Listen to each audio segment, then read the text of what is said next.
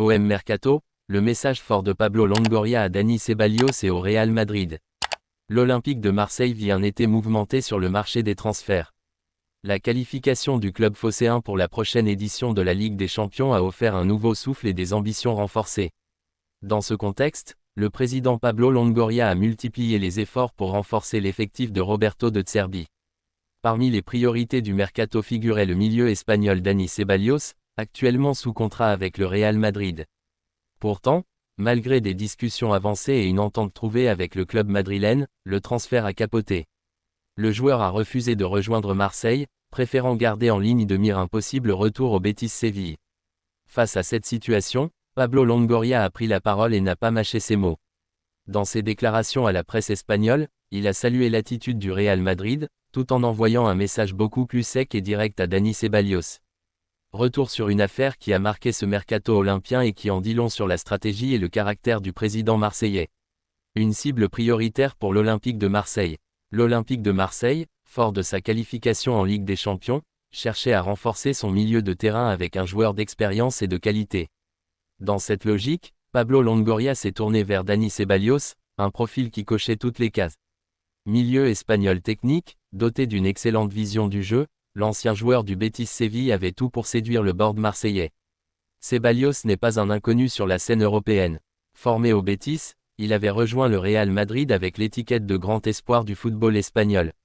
Si sa carrière madrilène n'a jamais totalement explosé, il reste un joueur apprécié pour sa capacité à conserver le ballon, orienter le jeu et apporter une certaine créativité au milieu de terrain.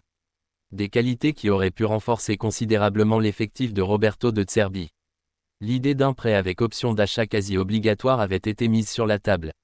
Le Real Madrid, conscient de la nécessité de donner du temps de jeu à son joueur, était ouvert à cette formule.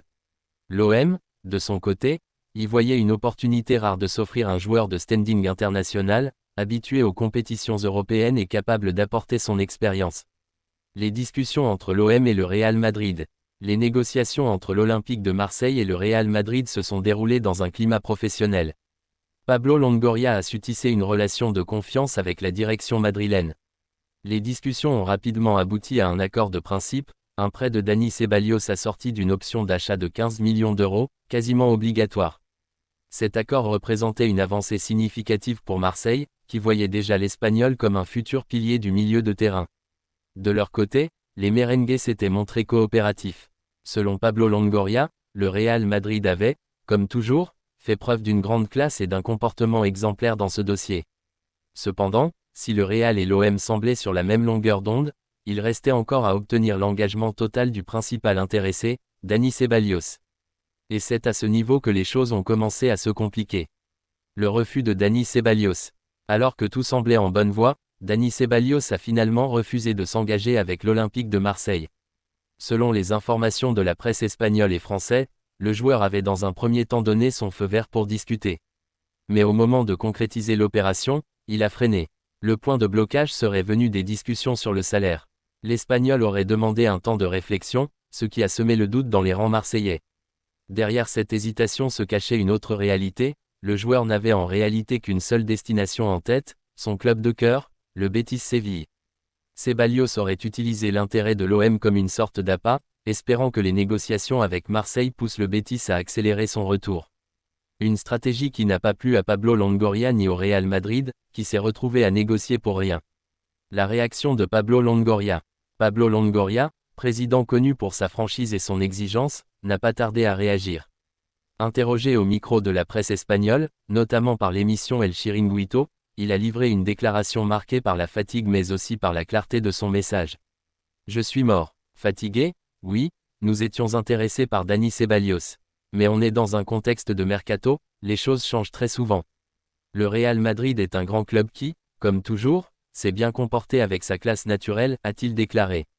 À travers ces mots, Longoria a confirmé deux choses essentielles, d'une part, que l'OM avait bien tenté de recruter Dani Ceballos, et d'autre part, que le Real Madrid avait été irréprochable dans ce dossier.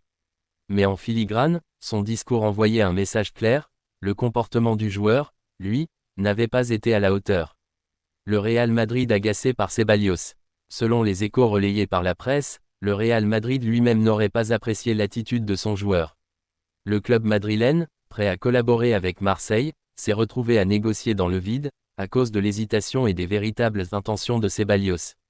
Le fait que l'Espagnol ait utilisé l'OM comme levier pour forcer la main du Betis n'est pas passé inaperçu. À Madrid, cela a été perçu comme une perte de temps et un manque de respect, non seulement pour les dirigeants olympiens,